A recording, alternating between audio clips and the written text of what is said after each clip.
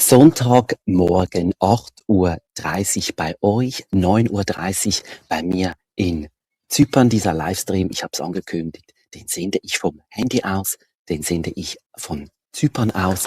Und Zypern ist ein ganz spezieller Ort für mich. Zypern war der Ort, wo wir immer unsere Kindheit verbracht haben, die Ferien. Meine Mutter hat all unsere Kinder, wir sind an unterschiedlichen Orten aufgewachsen, immer eingeladen in ein Hotel. Kermia Beach Hotel, wo es da Bungalows gab. Und es war so wunderschön, immer dasselbe. Das war eigentlich ein sehr minimalistisches Setup. Wir sind immer in dieses Kermia Beach gegangen. Es kamen auch immer dieselben Leute, immer dieselben Kinder. Und Mama hat immer ein Vermögen liegen lassen. Es war kein luxuriöses Hotel, aber doch für so eine Frau, die arbeitet. Und wir waren immer so schockiert. Mama, du zahlst so viel Geld für uns. Und sie hat immer gesagt, weißt du, wisst ihr werdet dann ein bisschen weniger erben, aber wir haben schöne Erinnerungen. Auch das war total minimalistisch, wie ich natürlich heute weiß. Und eines Tages kam Mama und sagt, ich habe ein Haus gekauft. Und das ist das Haus, das teile ich mir jetzt mit meinen Geschwistern und ich bin hier und habe viel umgestaltet. Ich werde euch das nachher zeigen und erzählen. Ich habe mir viel vorgenommen für heute. Ich hoffe, das Internet macht mit. Es ist hier orthodoxes Osterfest. In der Nacht war die Hölle los, weil aus irgendeinem Grund verbinden die hier Ostern, ihre orthodoxen Ostern, wie bei uns der Schulsilvester. Es ging Böller ab, bum, bum, bum. Es hat wirklich geknallt.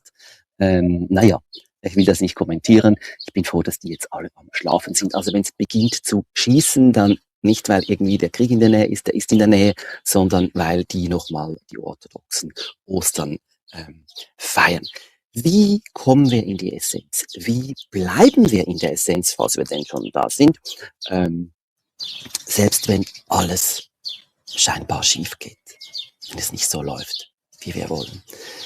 Darüber werde ich mit euch heute reden. Ich habe mir ein paar Post-its gemacht, damit ich ja nichts vergesse. Was ist überhaupt Essenz? Wie können uns die 4 Schritte im Minimalismus helfen, in die Essenz zu kommen? Dann werde ich euch zeigen, wie ich die Küche neu gestaltet habe. Ich komme ja von der Ordnung, vom Aufräumen. Ich schaffe gern Ordnung. Das hilft mir immer, in die Essenz zu kommen. Dann habe ich das Meditationszimmer umgestaltet in ein Minimalismusbüro. Auch das werde ich euch zeigen. Und ich war jetzt gerade 2 Tage mit dem Kleinen oben am Meer auf der Ackermaß Halbinsel. Und was da die Essenz war von diesen 2 Tagen, es war nicht das Meer, es war etwas völlig Unerwartetes, nämlich eine Schnecke. Eine Schnecke. Auch das werde ich euch erzählen. Und dann die ein bisschen näher bei mir sind, haben vielleicht ein paar Mails bekommen. Wir haben zusammen mit Miriam Betancourt diese Woche die Essenz-Loge lanciert. Und wie wir das komplett essentiell gemacht haben. Das heißt, mit lauter Dingen, die ganz einfach sind. Das werde ich konkret erzählen. Aber jetzt beginne ich. Ja, und dann sage ich auch noch, wie es mit meinem Weizenexperiment geht. Ich habe gemerkt, auch da komme ich mehr in meine Essenz. Aber jetzt beginne ich mit einem Dilemma. Du fragst dich vielleicht, wo sitzt der Stefan jetzt? Also ich bin so beim Eingangbereich des unteren Stocks. Es hat ja 3 Etagen. Unten ist Mamas Praxis. Hier werde ich dann im Herbst auch das Retreat machen. Dann geht es hoch als eine Wohnung und noch eine Wohnung.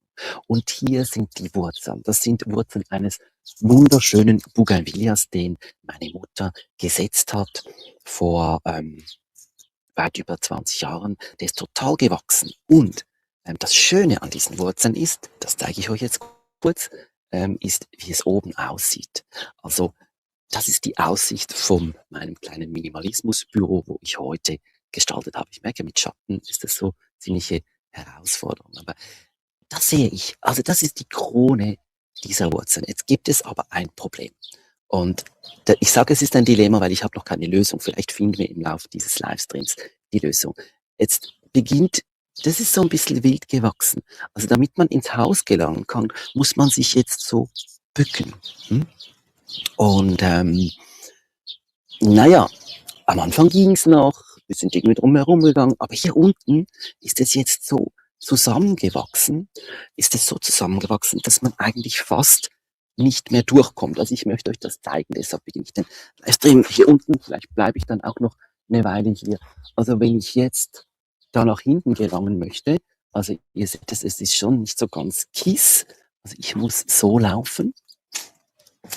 Also ich muss mich eigentlich bücken, um hierhin zu gelangen. Und ja, die Frage ist jetzt, es ist ein Dilemma, weil, ich zeige es euch noch mal schnell, dieser Bougainville ist eigentlich die Essenz des Hauses. Also dieses Haus ohne Bougainville ist nicht vorstellbar. Und gleichzeitig ist hier unten auch ein schönes Plätzchen, das wir gerne nutzen würden. Also, und die Frage ist jetzt, was ist jetzt essentiell? Schneiden wir jetzt diesen Bougainville ab? Kann man ihn noch richten? Ich glaube, fürs Richten ist es zu spät. Ich habe die Lösung noch nicht. Und Essenz ist eigentlich ganz einfach. Ich werde euch heute erzählen, wie Essenz ganz einfach geht. Aber in der Anwendung ist es dann eben nicht so einfach. Also wenn ihr Inputs habt, wenn ihr euch mit Bougainville auskennt, wenn ihr solche Probleme schon gelöst habt, dann schreibt es doch rein in den Chat. Ich versuche das zu lesen, ist nicht ganz so einfach, hier so auf dem Handy, aber wir finden uns. Also ich grüße alle, die hier sind. Ja, ich habe ja im Mail, das ich verschickt habe, ein bisschen provokativ geschrieben, wie gelingt es uns, in der Essenz zu bleiben oder die Essenz zu halten, selbst wenn alles schief geht. Das ist natürlich provokativ. Es geht nie alles schief. Es geht manchmal vieles schief. Und bei mir ist in letzter Zeit ziemlich vieles schief gegangen. Und meistens gehen Dinge dann schief, wenn ich in einer Transformation bin. Wenn ich ausbreche aus dem Status quo, aus der sogenannten Komfortzone. Ich sage immer, die Komfortzone ist für viele Leute eigentlich eine Nicht-Komfortzone. Wir haben uns einfach so dran gewöhnt. Wir kennen diese so gut, dass wir sie als Komfortzone bezeichnen. Also ich habe ganz klar gespürt, ich möchte hier hinkommen in dieses Haus. Ich möchte einen Monat hier sein mit all meinen Kindern. Und ja, wir sind dann losgeflogen am Montag vor 2 Wochen mittlerweile. Am Montag vor 2 Wochen. Und ich hatte meine beiden Kleinen dabei, meinen Ziehsohn, der hat noch einen kapverdischen Pass und lebt aber sein ganzes Leben in Frankreich. Und naja, ich hatte die Essenz nicht dabei. Das wusste ich damals nicht. Es war ein Dokument, das er braucht, um den Schengen-Raum zu verlassen. Bis jetzt sind wir immer nur Schweiz, Frankreich hin und her gependelt. Das war wirklich nie ein Thema. Und er gesagt, er ist so hier aufgewachsen, geboren in Frankreich. Also ich hätte nie gedacht. Dann waren wir in Paris beim Umsteigen. Und bei der Passkontrolle sagt der Polizist schon, ja, wo haben Sie dieses und dieses Formular? Sag ich, hä? Ja, Sie brauchen dieses und dieses Formular, wenn Sie die Schengen-Zone verlassen. Sag ich, ja, das wusste ich jetzt nicht, aber das ist sein Schulbuch und hier ist er, das ist seine Geburtstag und ich habe ja alle möglichen Dokumente, aber die Essenz hatte ich nicht dabei. Und ich kann mir bis heute nicht merken, wie dieses Formular heißt, aber ja, wir sind dann angebrannt. Und ich habe dann meinen Anwalt hier in Zypern angerufen, ich habe seine Anwältin in Frankreich angerufen, ich habe noch das Schweizer Konsulat angerufen, niemand konnte eine Lösung bieten. Gut, Flug ging weg, ohne uns, Billette verloren, als Minimalist kann ich loslassen und ich weiß, es ist alles Teil des Prozesses. Wir waren dann am Flughafen, die beiden Kleinen sind eingeschlafen, wir wollten raus. Ja, dann kam die Grenzpolizei. Man musste dann, wenn man den Schengen-Raum verlassen, dann muss man wieder einreisen. Dann sagen sie, ja, der Junge kann nicht einreisen. Sag ich, wie meinen Sie das? Ja, der darf nicht aufs Territoire, der darf nicht aufs Staatsgebiet. Sag ich, ja, aber wir waren ja da, der hat ja in seinem ganzen Leben das noch nie verlassen. Der geht jetzt zur Schule, was sagen Sie, der darf nicht einreisen. Ja, aber der hat dieses Dokument nicht. Das Essenzdokument. Ne? Sag ich, ja, okay, aber da haben sie uns auf die Seite genommen, da waren ganz viele andere, die sie auch auf die Seite genommen haben. Und ich habe heute gelesen, dass es deshalb so lange Wartezeiten gibt, weil die Schengen-Kontrollen sich anscheinend, wusste ich nicht, total verschärft haben. Okay. Irgendwann hat er dann kapiert, dass ich da kein Fluchthelfer bin, sondern dass ich einfach ein Dokument nicht hatte, etwas nicht wusste. Ne? Minimalisten wissen oft etwas noch nicht, weil sie beginnen. Ich hatte wirklich alle möglichen Dokumente dabei. Aber dieses nicht. Das hat mir niemand gesagt. Es wusste auch niemand, dass er das nicht hat. Der langen Rede kurzer Sinn. Ja, wir waren gestrandet. Das war jetzt nicht so ein schönes Gefühl. Flughafen Paris, die Kleinen schlafen ein. natürlich die Frage, was machen wir jetzt? Ich habe sofort ein Airbnb gebucht. Ich habe dieses Airbnb extra, also jetzt kommt die Essenz. Ich habe dann gesagt, okay, was ist die Essenz? Die Essenz ist jetzt, was zählt jetzt wirklich, ist erstens mal, dass wir irgendwo schlafen können. Weil wir können jetzt nicht das Problem am Flughafen lösen. Wir werden auch nicht das Dokument am Flughafen gerade jetzt so finden. Und ja, Airbnb gebucht in Versailles, da war es ein bisschen günstiger, 700 Euro, ne? Und dann sind wir dahin gefahren mit dem Zug, ne? Wir waren schon irgendwie gestresst und okay, habe ich gesehen, so geht's Google Maps, ne? Steckst du dreimal um und dann, wir sind bei jedem Umsteigen in die falsche Bahn gestiegen. Was ich nicht wusste, ich habe das System wieder nicht verstanden, noch nicht verstanden. Das noch ist ein ganz wichtiges Wort im Minimalismus und es ist ganz wichtig, dass wir dazu stehen. Ich verstehe es noch nicht. Ich kann es noch nicht. Ich bin noch nicht da, wo ich gerne wäre. Ne? Und es gibt diesen RER-Zug und da gibt es die C-Linie und die hat aber 3 Verästelungen. Ne? Aber ich habe mich doch nicht kapiert. Ich habe gesagt, okay, die C-Linie, Endstation das und das, naja. Und dann gab es einen extra einen Gehsteig, also einen Zugsteig, wo die C-Linie fährt. Ah, der kam und wir stiegen ein. Fahren. Die Frau vom Airbnb fragt, ja, wann kommt ihr denn? Sagt, ja, ich weiß nicht, das wird irgendwie immer länger. Irgendwie fahren wir immer weiter weg. Und dann habe ich kapiert, es gibt 3 C-Linien in die eine Richtung, die sich verästern. Wieder zurück. Wir waren da noch 5 Stunden. Bei Bahnfahrt waren wir da. 48 Euro. Vom Flughafen, mit dem Zug, mit 2 Kleinen und einem 13-Jährigen. Okay, ihr könnt euch vielleicht vorstellen, wie ich mich da gefühlt habe. Und dann haben wir probiert, 2 Tage, diese Dokumente. Ich habe alles beantragt. Ich habe es online beantragt. Ich habe wirklich gekämpft. Ich kämpfe gut. Ich wusste, die Essenz, was jetzt wirklich zählt, ist, dass mein Sohn mitkommen kann. Ich hatte ihn aus der Schule genommen. Ich hatte alles bewilligt bekommen. Es war so die erste Reise mit allen Kindern, seit Mama gestorben ist. Es ist auch wichtig, dass wir hier uns einleben, dass wir das Haus übernehmen, dass wir alles einrichten, dass wir Schlafplätze schaffen und so. Wir hatten einen klaren Plan. Und dann hat mein Anwalt sich noch eingestellt aus den Philippinen, der ist spezialisiert auf Migrationsthemen, konnte auch nichts machen. Geh auf die Polizeipräfektur. Sind wir auf die Polizeipräfektur? Ich kürze es jetzt dann gleich ein bisschen ab, und dann sah ich da 3 Stunden Schlange. Wir hatten schon wieder eine 1,5 Stunde Zugfahrt hinter uns, diesmal ohne Fallschirmsteigen. Ich habe gemerkt, wir werden es nicht bekommen. Das war der Moment, dass ich diese Schlange gesehen habe. Und Schlange ist nur für Leute, die einen Termin haben. Da sind wir reingegangen und ich habe es erklärt. Da habe ich gesagt, ja, gehen Sie ins andere Gebäude. Sind wir ins andere. Kennt ihr Asterix und Obelix, dieser Film, wo sie Formular A, Passagierschein A, irgendwas brauchen? So habe ich mich gefühlt. Ich kam mir da rein, durchleuchtet. Ja, und nee, sorry, schreiben Sie eine E-Mail. Und da wusste ich, es ist gelaufen. Ich bin in ein solches Loch gefallen. Ich war total weg von meiner Essenz. Ich war richtig traurig. Die Kinder wollten dann irgendwie einen Burger essen gehen. Ja, okay, gut, jetzt gehen wir einen Burger essen. Und dann gehen wir nach Hause. Und dann hat die Essenz gedreht. Also ich habe dann mir diese Zeit gegönnt, eine Stunde mich hingelegt, die Kinder ein bisschen spielen lassen. Habe gesagt, so, jetzt hat die Essenz gedreht. Jetzt haben wir das nicht geschafft.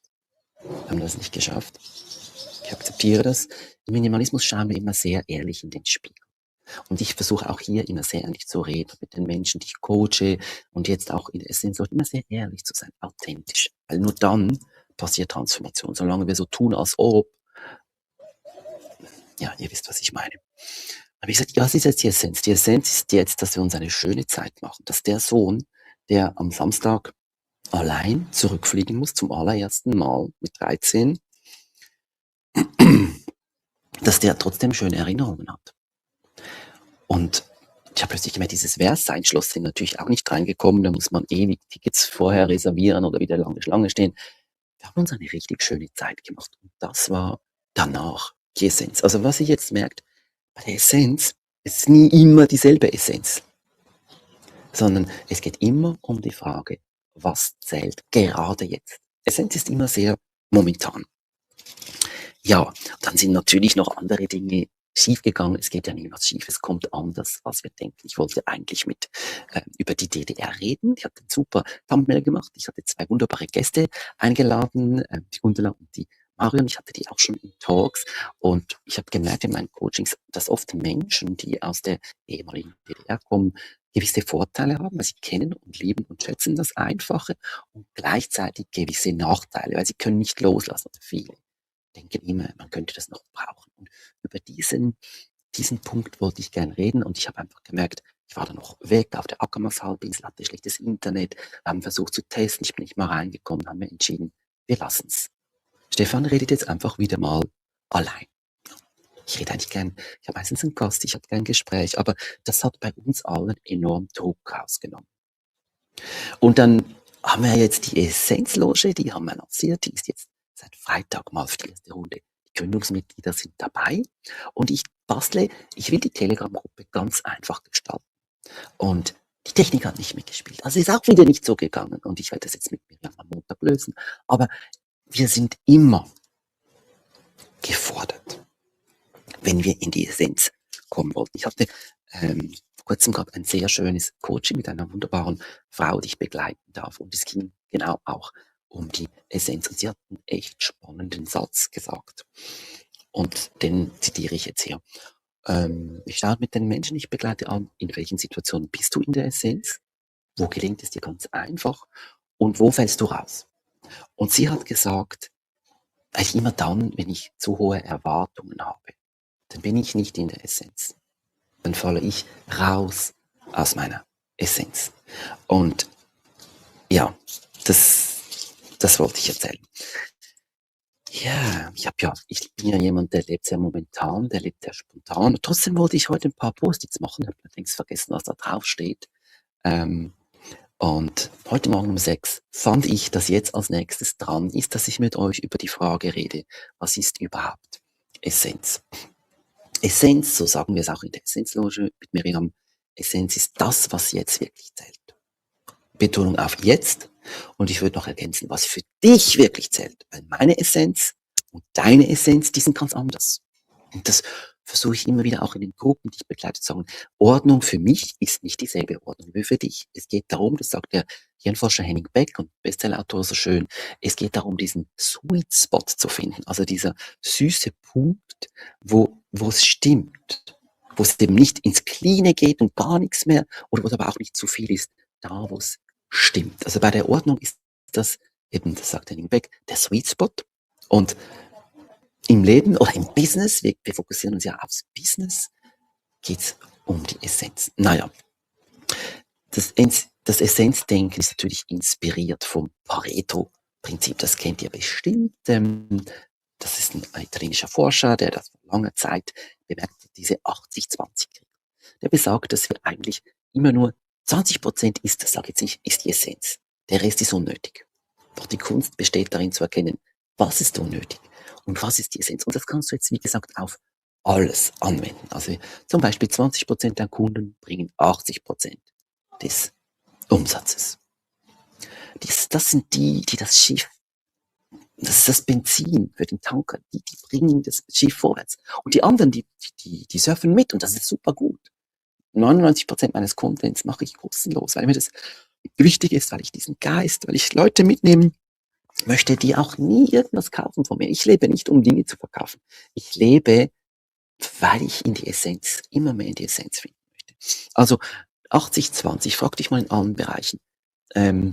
Wo spüre ich diese Essenz bereits? Ich war mit Miriam ja im Januar in Madeira. Also es war nicht Madeira, habe ich schon 100-mal erzählt, sondern eben Porto Santo.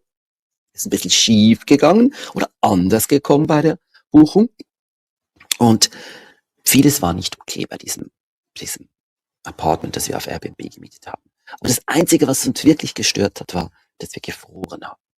Ja, es hat ein bisschen gemuffelt in den Schränken, wir haben die Kleider nicht in die Schränke getan, wir haben aus dem Koffer gelebt, es hat dieses gefehlt und jenes gefehlt, aber die Essenz war wirklich, dass es kalt war. Haben wir geschrieben, ja, nee, haben die gesagt, es hieß, es gibt keine Heizung. Das stand so drin, sag du, ich lese erstens mal nicht alles und zweitens ist für mich nicht entscheidend, was drin stand, sondern entscheidend ist, wenn ich einen Ort miete, möchte ich nicht, dass es 12 Grad ist, sondern das heißt, ich bin da nicht gereist mit so vielen Pullis. Ihr kennt mich ja, ich reise ja nicht mit Handgepäck, ne?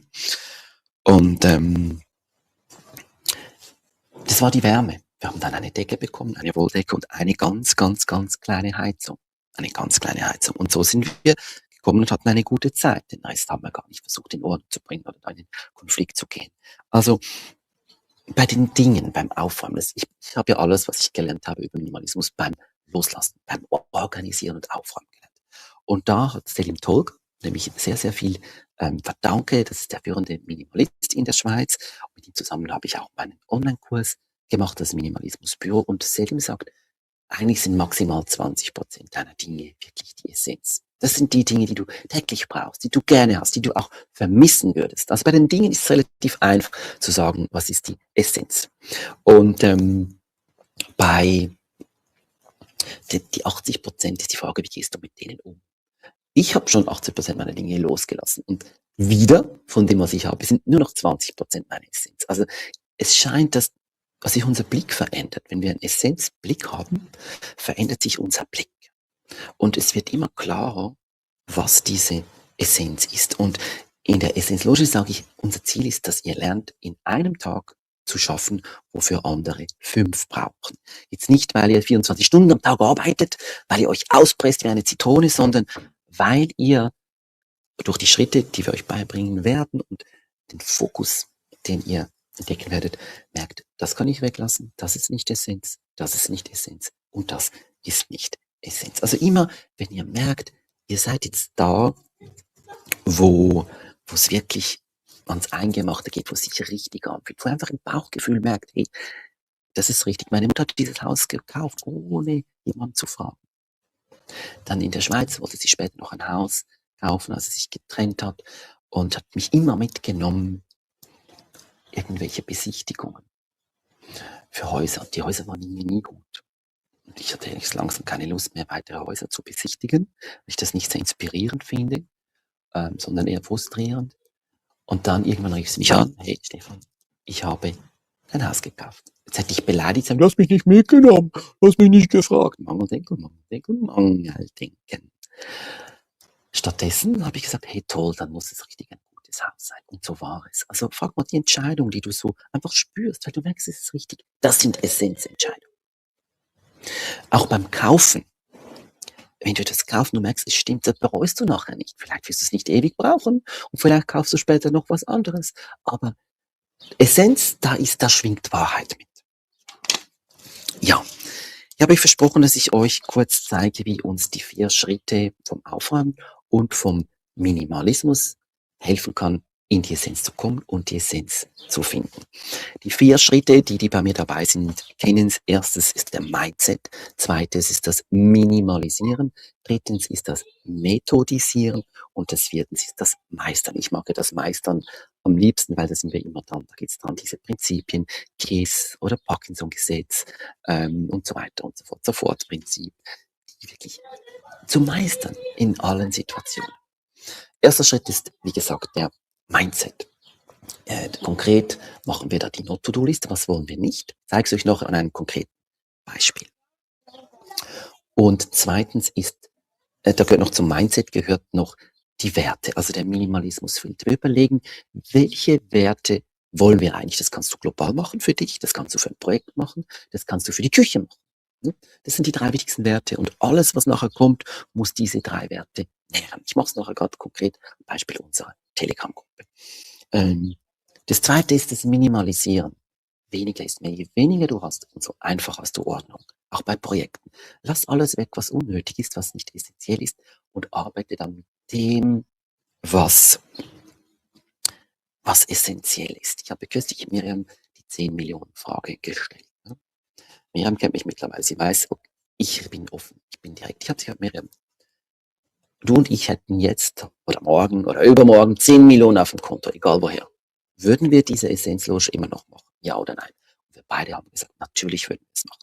Wenn du das sagen kannst, selbst wenn du kein Geld dafür gibst, selbst wenn du es nicht mal brauchst, selbst wenn es, und du machst es trotzdem, dann ist es essentiell. Wenn du nach 65, du nach der Rente nie mehr was anfasst, dann war vielleicht dein Job nicht so essentiell, wie er hätte sein können. Aber ich sage, ich werde mit 80 noch YouTube-Videos machen, ich werde noch Filme machen, ich werde noch Leute begleiten. Und wenn du schaust, die Personen, die in ihre Essenz gefunden haben, die tun das weit über das Pensionsalter hinaus. Erster Schritt eben dieser Mindset, Not-to-Do-Liste und Minimalismusfeld. Der zweite Schritt eben minimalisieren. Was kann weg? Was dient eben nicht den Werten? Also Selim Tolga hat ja die Werte gebraucht oder geliebt und die werden dann ersetzt durch deine Werte. Meine sind zum Beispiel Leichtigkeit, Leichtigkeit, Freiheit und nährende Beziehung. Wenn mir etwas nährende Beziehung gibt, dann mache ich das. Jetzt frag dich mal, gibt mir diese Essenzloge meine 3 Werte zurück? Freiheit, ja, ich kann das von überall her machen. Leichtigkeit, ich mache das mit Leichtigkeit, es gibt mir Leichtigkeit und es sind total spannende Menschen, die da drin sind. Wir sind uns erst am Kennenlernen, aber das, was ich bis jetzt lese, berührt mich und es interessiert mich. Ja, der dritte Schritt ist dann eben das Methodisieren, dass wir uns überlegen, wie richten wir das ein? Das sage ich nachher konkret am Beispiel, wie ich die Küche eingerichtet habe. Und der vierte Schritt ist eben das Meistern. So, da habe ich viel gesprochen. Ich habe da noch ein Bild drin gefunden, das war von Madeira. Das steht für mich so für die Essenz. Schau das mal an. Also, es ist einfach ein Snapshot, also so ein Handyfoto, das ich beim Spaziergang gemacht habe. Ich war da in Madeira, nachdem ich mit Miriam das Buch Das Essenzprinzip geschrieben hatte ich noch einen Dokumentarfilm geschnitten mit einem wunderbaren Editor, mit Robert. Und da kam plötzlich die Sonne so raus. Und dieses Bild hat einen klaren Fokus. Du siehst, es hat eigentlich 3 Foki da. Die sind so wie so kleine Schildkröten irgendwie. Es gibt auch hier in Zypern den Aphrodite Rock, also da, wo die Göttin Aphrodite geboren sein soll. Da gehe ich dann in meinem Retreat mit den Leuten auch hin. Ich sage, wenn man da schwimmt, kommt man jungfräulich wieder aus dem Wasser. Jungfräulich im Sinn von übertragen, unverbraucht, frisch, neugeboren. Es hat einen Fokus, aber es scheint auch das Licht an den richtigen Ort. Und hinter dem Stein versammelt sich sogar noch, es wird noch ganz hell um den Stein herum. Schau mal, ein wunderbarer Kameramann, der Tom Vigno bei uns im Schweizer Fernsehen, hat mir mal gesagt, die Kunst des Lichtsetzens besteht darin, Licht wegzunehmen. Die meisten Kameraleute von heute haben diese grellen LED-Lichter und sie blenden die Leute, die sie interviewen, so richtig gehend an und alles ist dann hell, hell, hell, hell, hell. Und Tom sagt, nein, wir setzen Fokus. Also ich muss mit ihm mal merke ich jetzt gerade beim Reden, mal ein Live machen, der ist jetzt im Moment in Argentinien, so ursprünglich aus Argentinien. Und ich sage den Satz nochmal, die Kunst der Beleuchtung, der filmischen Beleuchtung besteht darin, Licht wegzunehmen. So, jetzt werde ich euch das an einem konkreten Beispiel erzählen. Wo habe ich es denn? Seht ihr das den Nachteil? Ja, genau. Beispiel. Ich bin da wirklich gerade sehr eingetaucht in die Frage, wie gestalte ich diese Telegram-Gruppe. Nachher zeige ich euch, wie ich die Küche neu gemacht habe. Oder wollt ihr zuerst die Küche haben? Vielleicht Küche ist einfacher. Bei den physischen Dingen können wir es immer so gut lernen. Also, was habe ich gemacht? Die Küche, da hat 20 Jahre niemand diese Küche angefasst. Ich habe nicht mal ein Foto gemacht, wie es vorher aussah, weil ich will auch nicht irgendwie, das ist so ein bisschen der Ort meiner Mutter. Und sie hat da immer gearbeitet, hier war ihre Praxis. Meine Mutter hat sich nie die Zeit genommen, das wirklich so zu organisieren. Ich mache immer die Augen zu und gehe zuerst in die Essenz und frage mich, okay, was sind die allerwichtigsten Dinge? Und dann, ihr kennt mich mittlerweile gut, die mich kennen, dann schreibe ich Post-its. Schau mal, dann sieht es so aus. Ich schreibe dann mal auf meine Post-its, ja, was sind die Dinge? Also ich schaue nicht, was habe ich. Bei mir geht immer alles komplett weg, macht übrigens Marie Kondo. Auch so, alles leer machen, alles rausputzen.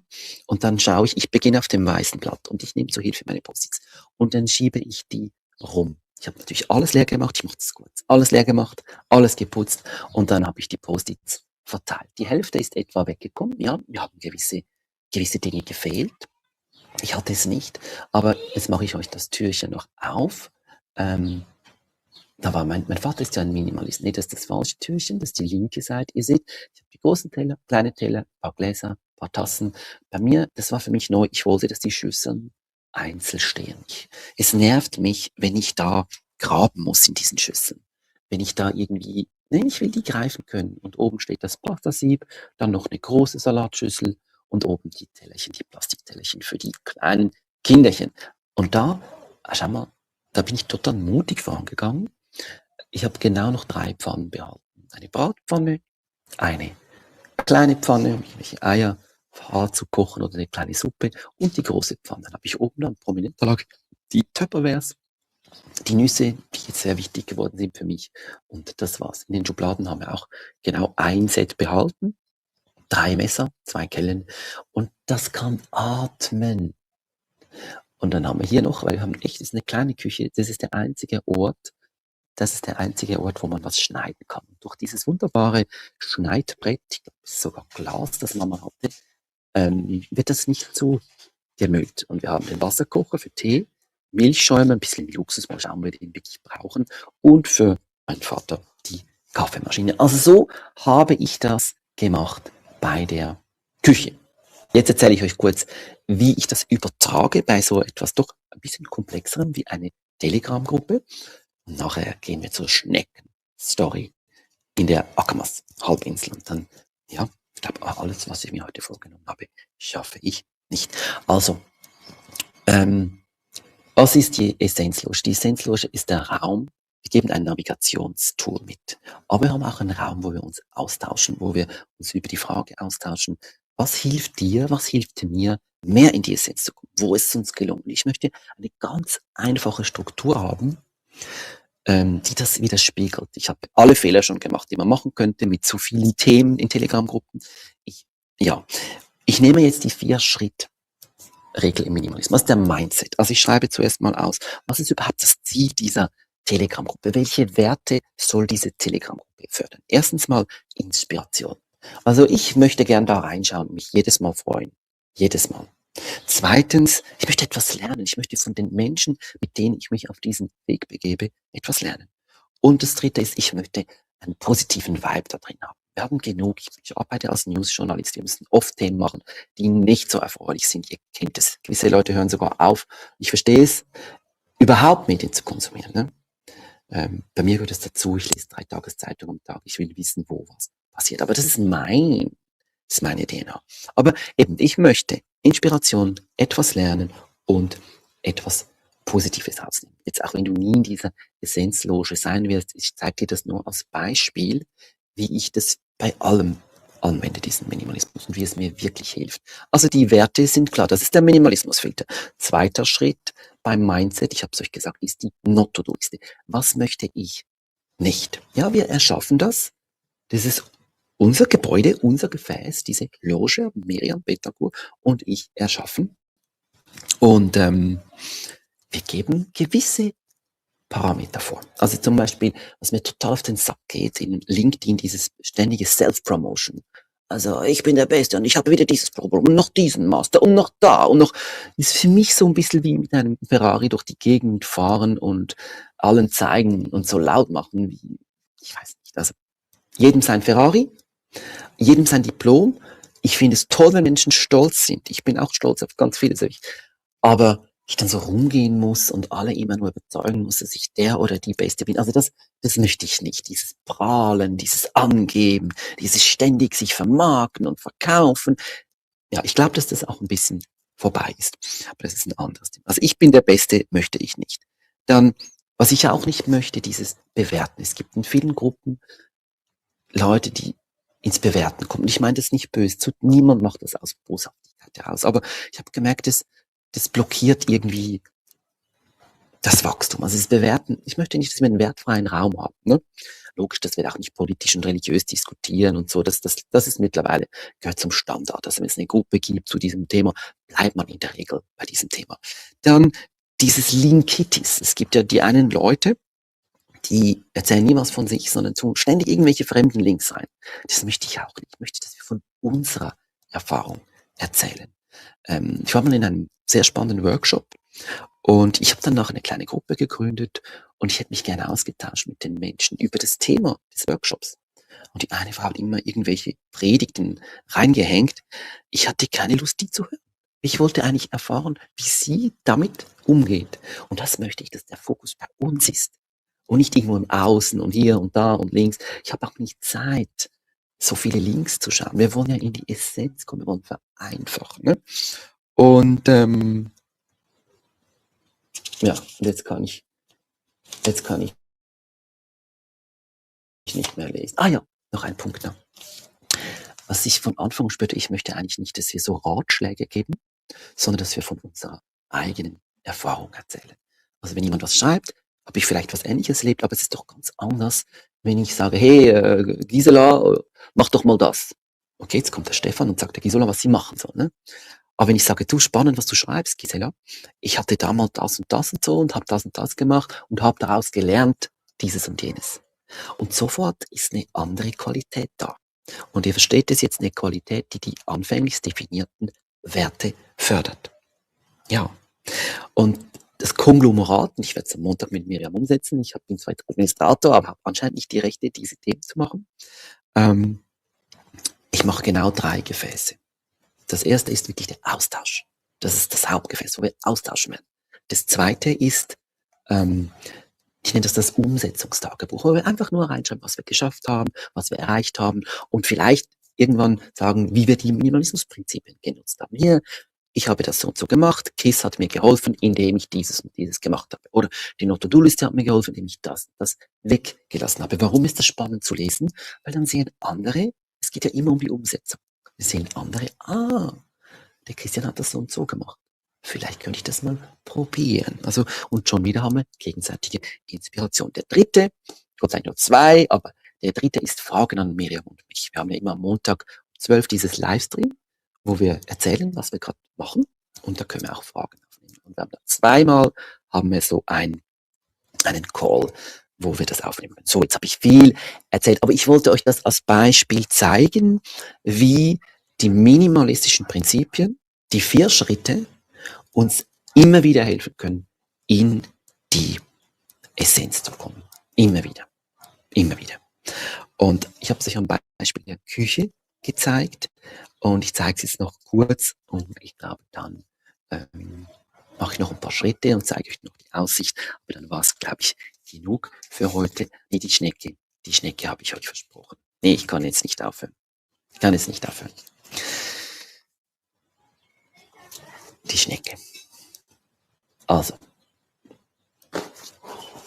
ich war mit meinen Kids. Das ist auch eine Tradition von meiner Mutter. Sie hat eine Freundin, die hat ein wunderschönes Hotel. Also es ist eigentlich ein ganz einfaches Hotel. 86 € haben wir bezahlt fürs Zimmer mit 3 Leuten drin. Aber es ist direkt am Meer gelegen, auf der Ackermannshalbinsel. Es gibt da Frühstück und es gibt Abendessen. Man kann sich da auf dem Buffet rausnehmen. Der Strand ist riesig und er ist ganz einsam. Und wir sind da hochgefahren, weil Mama das gemacht hat. Das ist so eine einfache Tradition. Mein Vater wollte das nicht, der ist hier geblieben. Und ich habe jetzt heute Morgen überlegt, was war die Essenz dieser Reise? Jetzt hättest du vielleicht denken können, die Essenz dieser Reise ist, dass wir ans Meer gehen, dass wir Mamas Freundin sehen. Meine Kinder, irgendwie, das Meer war noch zu kalt, wir haben noch Schwimmflüge geklaut, wollten rein, irgendwie wollten die nicht. Und einmal sind wir 3 Stunden mehr geblieben und sie haben dann gespielt mit den Steinen und so. Aber eigentlich, nein. Die Essenz war eine Schnecke. Diese kleine Schnecke war die Essenz.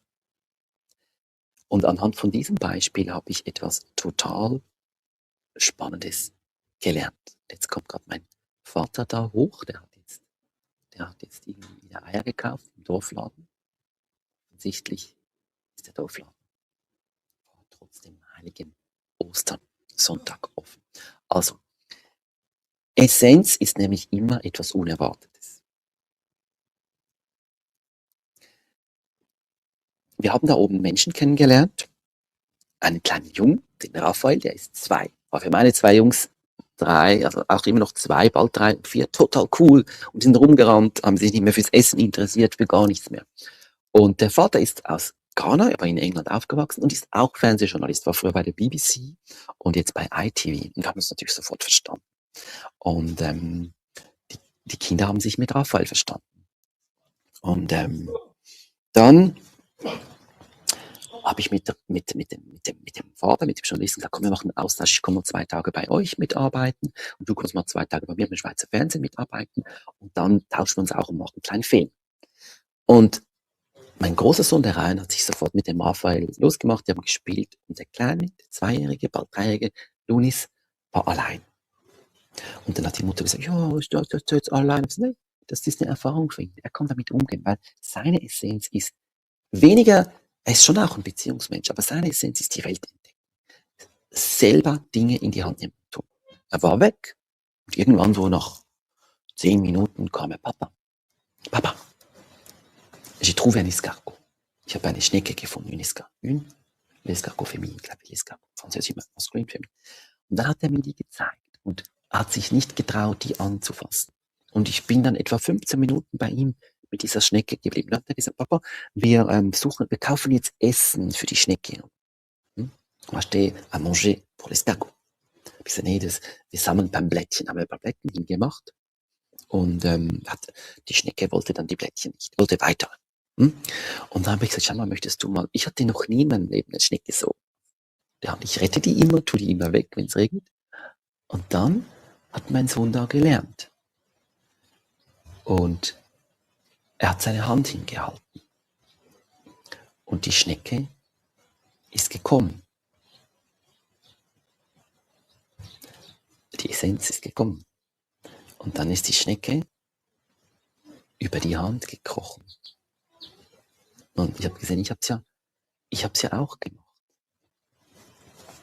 Und dann habe ich gemerkt, also ich hätte jetzt nie geplant, ich habe Sonnenstrahl, da kommt die Essenz zu mir, da kommt sie. Also kann sie nicht hier sitzen und sagen, ich fahre jetzt 2 Stunden in die Ackermaß-Halbinsel und werde dann die Essenz finden. So geht's nicht. Und du kannst auch nicht wirklich wissen, was die Essenz ist. Ne? Aber du kannst so ein Gefühl dafür bekommen. Und jetzt bin ich wieder weit weg vom Business. Alles, was ich jetzt sage, gelingt fürs Aufräumen, für die Beziehung, für alles. Es gibt in allem eine Essenz. Also sind wir da hochgefahren und wir waren offen. Ich bin ja Filmemacher und Journalist, und ich habe immer Inspiration gesucht bei erfahrenen Journalisten. Ich habe dich einfach angerufen, als ich jung war. Und einmal habe ich Paul Rienecker angerufen. Paul Rienecker war so ein großer Schweizer Dokumentarfilmer. Ja, das ist doch. Und ich habe gesagt, Herr Rienecker, wie macht man gute Filme? Ich habe die eine Frage gestellt. Ich habe keinen Smalltalk gemacht. Ich habe die eine Frage gestellt. Und Herr Rienecker hat gesagt, also wissen Sie, Herr Ratgeber, wir suchen den magischen Moment. Okay. Dann sage ich, was ist der magische Moment? Und dann sagt er, das ist dann, also ich zitiere jetzt, das ist 20 oder 30 Jahre her, es ist dann, wenn etwas Unerwartetes passiert und man ist live dabei mit der Kamera und einen Moment, den man nicht wiederherstellen kann, den man auch nicht bewusst herstellen kann, der muss einfach passieren. Das ist mir geblieben. Und das klingt jetzt noch nach in mir, dieser magische Moment. Im Nachhinein gab es natürlich verschiedene magische Momente. Wir sind beim Hochfahren. Ich bin so jemand, wenn etwas gut ist, dann bleibe ich dabei. Ich gehe nicht ständig auf die Suche, was ist noch besser, was ist noch besser. Wenn etwas gut ist, dann bleibe ich. Mein Lieblingsspruch ist die Werbung von Walserwasser, ein Schweizer Mineralwasser. Alles wird besser, Walser bleibt gut. Und ich hatte damals, als ich mit Elke noch hier war, unser letztes Retreat, hochgefahren und einen wunderbaren Kaffee getrunken. Ich bin wieder reingegangen. Mittlerweile weiß ich, die Frau heißt Elpida. Und ja, meine Kinder können da Süßigkeiten kaufen. Okay. Und dann saß eine Frau dort, die Evita, nicht die Evita Perron. Und die war so nett mit den Kindern. In Zypern sind alle total nett mit den Kindern. Und dann war die gerade so am Französisch-Aufgaben korrigieren. Die ist im Gymnasium Französischlehrerin, stammt aus Athen. Wir sind dann gleich zu ihr an den Tisch gesessen und haben uns wunderbar unterhalten. Haben dann Kontakt ausgetauscht. Und das nächste Mal, wenn ich hier gehe, lade ich sie wieder dort zum Kaffee ein. Also Kontakte, nährende Beziehung ist für mich total wichtig auf dieser Insel, die mein drittes Zuhause ist. Sowieso im Leben generell. Also, wenn ich jetzt überlege, es war nicht nur die Schnecke, die Essenz, es war auch der Kaffee bei Elpida war so ein magischer Moment, wo wir eben Evita getroffen haben, die so lieb war, sie hat auch einen 3-jährigen Sohn. Und nächstes Mal werde ich meine Kinder mit ihrem zusammenbringen. Dann beginnen die hier auf der Insel Freunde zu haben. Und jetzt schließt sich wieder der Kreis. Nährende Beziehungen ist einer meiner 3 wichtigsten Werte. Und das habe ich wirklich gelernt. Essenz, so wie mein Sohn die Hand hingetan hat, damit die Schnecke kommt, muss man Essenz, wenn man sie denn möchte, einladen ins Leben. Man muss Platz für sie schaffen, deshalb loslassen, Minimalismus, weniger, nur noch die Essenz von Dingen haben. 3 Messer, 3 Pfannen. Jetzt bei dir 5 sind es 5. Es geht nicht um Zahlen, verstehe mich nicht falsch. Zulassen. Und dann müssen sie aber auch erkennen. Und das ist der Weg. Und ich wandle mich langsam vom Minimalisten, ich werde immer Minimalist bleiben, zum Essentiellen. Und auf diesen Weg nehme ich die Menschen zusammen mit der wunderbaren Miriam mit. Noch ein letzter Satz, dann zeige ich euch noch schnell die Aussicht. Dann gibt es bei mir Frühstück. Dr. Joe Dispenza, bei dem habe ich viele Meditationsseminare besucht. Man kann von ihm halten, was man will, aber dieser Satz ist gut. Er sagt immer so, make room for the unknown in your life. Schaffe Platz für das Unbekannte in deinem Leben. Ich frage meine Leute, wenn ich ihnen beibringe, loszulassen, sie auf diesen Weg des Weniger ist mehr nehme. Möchtest du Archivarin sein, Bewahrerin des Alten, oder möchtest du Abenteurerin sein? Und wenn wir loslassen und uns auf das Wenige beschränken, werden wir zum Abenteuer. Und wenn wir Abenteuer sind, im minimalistischen Sinn, nicht mehr, hier Schätze, noch mehr Schätze und so weiter, dann kommt die Essenz. So einfach ist das. Jetzt sehe ich da gerade noch einen Kommentar. Manuela, danke lieber Stefan, wie immer einen tollen Start in den Sonntag mit dir. Mit dir auch, liebe Manuela. So, jetzt zeige ich euch aber doch noch kurz die Aussicht. Meine Zettelchen lasse ich jetzt hier liegen, wie es mit dem Weizen geht. Das reden wir nächstes Mal, weil nächstes Mal habe ich eine sehr spannende Frau hier, eine Ärztin. Ihr Herzensprojekt ist eine Akademie fürs Alter. Sie kennt sich sehr gut aus, wie man mit ein paar ganz einfachen Dingen unser Alter, wir werden alle mal alt, hoffentlich, viel einfacher gestalten. Sie kennt sich auch sehr gut mit dem Mikrobiom aus. So, jetzt nehme ich aber die Schnecke weg, dass ihr die Aussicht seht. Aha, das jetzt, wenn es so klein ist. So, jetzt zeige ich nämlich einen Spaziergang. Mal schauen, ob das Interview funktioniert. Es hat hier wunderbar geklappt. Aber seht ihr, wenn ich jetzt noch Marion und Gundula dabei gehabt hätte, weil dann würde mein Internet gedrosselt, weil es die anderen ja senden muss, hättet ihr vielleicht nichts gehört. Also ich habe weggelassen, die beiden wunderbaren Frauen, die immer wieder so gut in ihre Essenz finden, von denen ich sehr viel auch jedes Mal lerne, haben das selbst vorgeschlagen und haben das verstanden. Wir werden das in Ruhe voraufzeichnen, wenn ich gutes Internet habe. Jetzt gehe ich noch den Gang da durch. Eben, also ich muss durchgehen.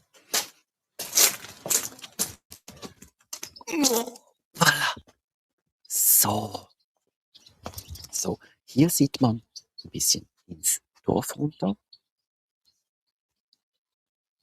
Da gerade ein neues Yoga-Zentrum gebaut. Also es ist auch sehr viel Agritourismus hier. Das passt total gut. Und ich habe euch noch das Feld versprochen. Ich nehme euch noch kurz mit auf das Feld. So. Hier ist Mamas Praxis, die ich dann auch meine Praxis und für die Gruppenkurse nutzen werde. Ah, hier winkt mein großer Sohn, der sich jetzt gleich wieder versteckt. Die sind gestern angekommen. Ich werde ihm dann jetzt gleich einen Basketballkorb kaufen, weil wir in Frankreich ist alles so ringhörig und wir lernen die Nachbarn immer kennen, wenn sie sich beschweren, obwohl sie einen Schaumstoffball haben. Und hier kann er einfach mal in Ruhe dann hinter dem Haus Basketball spielen. So.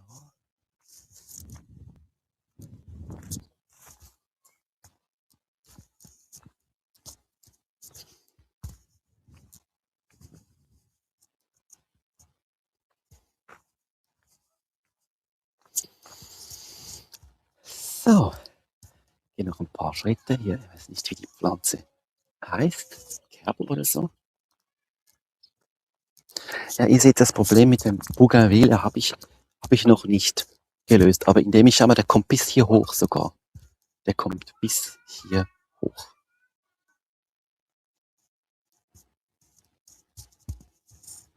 Aber im Erzählen, im drüber reden, habe ich gemerkt, wenn ich die Wahl hätte, 20 Jahre Bougainvillea loszulassen, neu wachsen zu lassen oder halt nur noch kriechend nach unten zu kommen oder indem ich irgendwie durch die Praxis gehe.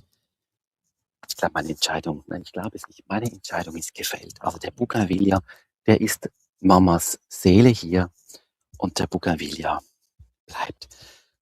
Und was ich noch schnell ganz zum Schluss zeige, hier ist die Aussicht auf das Dörfchen. Es ist wirklich das älteste Haus hier, hunderte von Jahren.